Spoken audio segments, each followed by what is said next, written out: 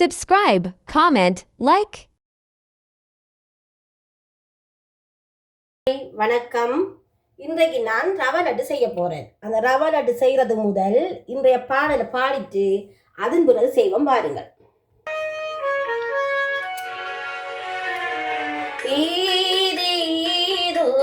இன்னம் வளர்த்தேன் உன் கையில் என்னை கொடுத்தேன்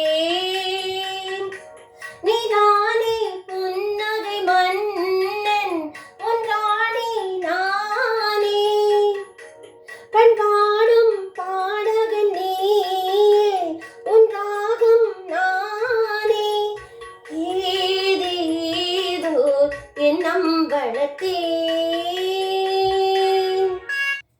சரி, இனி நாங்கள் ரவை லட்டு செய்கிறதுக்கு தேவையான பொருட்கள் என்னென்று பார்ப்போம். வறுத்த ரவை 400 கிராம் எடுத்திருக்கிறேன். வடப்பருப்பு முதல் நாள் நான் ஊற வைத்து இன்றைக்கு பொரித்தெடுத்திருக்கிறேன் 200 கிராம். ஒரு பாதி தேங்காய் எடுத்து திருவி வறுத்தெடுத்திருக்கிறேன். சீனி 300 கிராம் எடுத்திருக்கிறேன். பாட்டின் ஒரு டின் வந்து 397 கிராம் அந்த பாட்டின் எடுத்திருக்கிறேன்.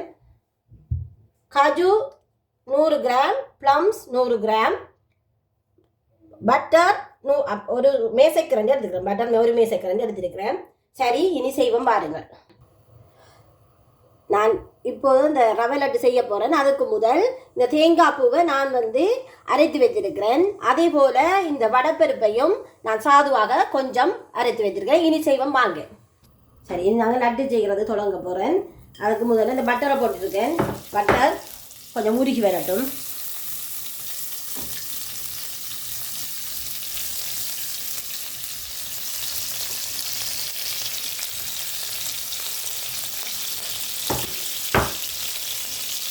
பட்டரை உருகிட்டுது.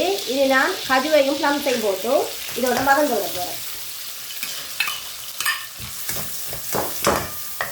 ரெண்டும் கொஞ்சம் அந்த பொரிந்து இந்த காஜு கொஞ்சம் நல்லா இதாக வந்த பிறகு ப்ளம்ஸும் காஜுவும் நல்லா பொரிந்து வரட்டும்.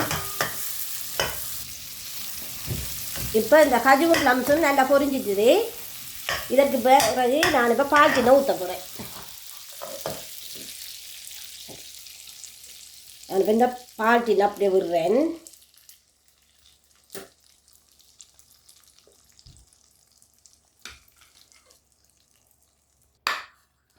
நான் எல்லா பால் டின்னையும் ஊற்றுவோம்.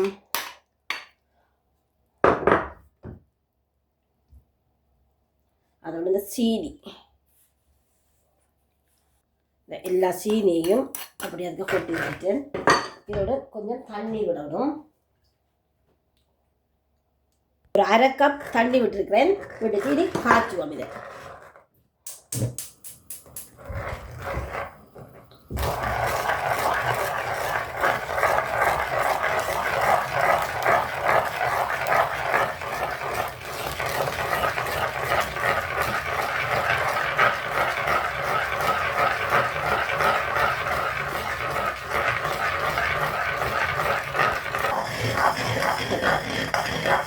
இப்போ இது எல்லாம் சேர்ந்து ஒரு மிக கொதிச்சு வருது. அது கொதிச்சு வரட்டும். அதுக்கு முதல் இந்த கலக்கிற கலவையில பாருங்க, தேங்காய் பூ, இதில் வடப்பருப்பும் ஏலக்காய் ஒரு தேக்கரண்டியும் போட்டு வச்சிருக்கேன். அதோட இந்த ரவை எல்லாத்தையும் போட்டு ஒரு மிக கலந்தெடுப்போம். இப்படி கலந்து வச்சிருக்கிறேன். அதுக்கு பிறகு போடக்குள்ள காட்டுறேன். இப்படி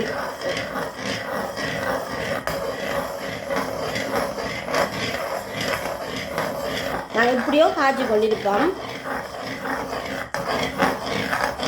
சிறிது நேரம் போகட்டும். அதோட காய்ச்சி வந்தாங்க. இன்னும் இதோடைய பாகுத்தன்மை இன்னும் வரவில்லை. அப்போ இன்னும் பாரது கொஞ்சம் நேரம் இருக்குது. அப்போ நாங்கள் காய்ச்சுவோம். நாங்கள் இப்படியே நான் காய்ச்சி கொண்டிருக்கிறேன். இன்னும் கொஞ்சம் நேரத்தில் தான் இதில் பாகு வரும். எதுக்கும் கொஞ்சம் எடுத்து பார்ப்போம் எப்படி வருதுன்னு சொல்லி. இன்னும் ஒரு கொஞ்ச நேரத்தில் வந்துடும். இது வாரத்துக்கு ரெடி ஆகி வருகுது. இன்னும் ஒரு கொஞ்ச நேரத்தில் வந்துடும். இப்படி காட்டுறேன் பாருங்க. இப்படி ஒரு கொஞ்சம் முட்டை காணும். இதை பச்சை தண்ணி குளிர்ந்த தண்ணியில் தான் விடணும். குளிர்ந்த தண்ணியில் விட்டுட்டு இப்படி பார்த்தீங்கன்னு சொன்னால் இப்படி எல்லாம் சேர்ந்து வந்தால் சரி. இந்த பாகு சரியானது. நான் இந்த எடுத்த கலவையை கொஞ்சம் கொஞ்சமாக இதுக்குள்ளே கொட்டி கிண்டுறேன்.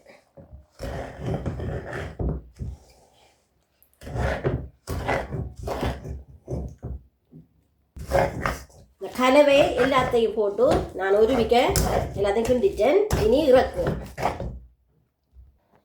இந்த லட்டு செய்திருக்கிற இப்படி பிடிக்கிறேன்னு காட்டுறேன். இந்த கரண்டியில் கொஞ்சம் பட்டரை பூசி எடுக்கணும். பூசி எடுத்துகிட்டு பிடிச்சா சரி.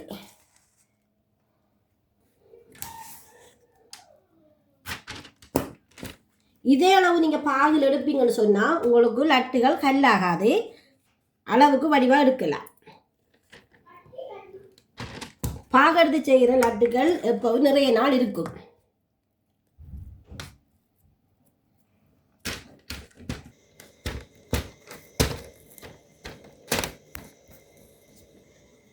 இதே போல் கரண்டியில் போட்டு ஒவ்வொரு லட்டாக செய்தெடுத்தால் சரி. நாங்கள் ஒரு 15-20 நிமிஷத்துலேயே அது ஆறிடும். அதுக்கு பிறகு சாப்பிட்டு பார்க்கலாம். நாங்கள் இப்படி இந்த கொஞ்சம் லட்டு பிடிச்சிட்டோம். இன்னும் கொஞ்சம் பிடிச்ச வேண்டாம், முடியுது. நாங்கள் இப்படி இந்த கொஞ்சம் லட்டு பிடிச்சிட்டோம். இன்னும் கொஞ்சம் பிடிச்ச வேண்டாம், முடியுது. சரி, நான் இப்போ எல்லா லட்டையும் செய்து போட்டேன். எனக்கு ஒரு லட்டும் இறுக்கமாக வரல. என்ன காரணம்னு சொன்னால் எடுக்கிற பாகு இதே தன்மையில் எடுக்கணும். முருக வச்சு எடுத்தோம்னு சொன்னால் லட்டு இறுகி போயிடும். அந்த அளவான பதத்தில் எடுத்து இவ்வாறு செய்தால் லட்டு நல்ல ஒரு ருசியாக இருக்கும். நீங்களும் இந்த லட்டை வீட்டில் செய்து பாருங்கள். எப்படி இருக்குதுன்னு சொல்லி எனக்கு காமெண்ட்ஸை சொல்லுங்கள். சரி, ஓகே, பாய். நான் இனி அடுத்த வீடியோவில்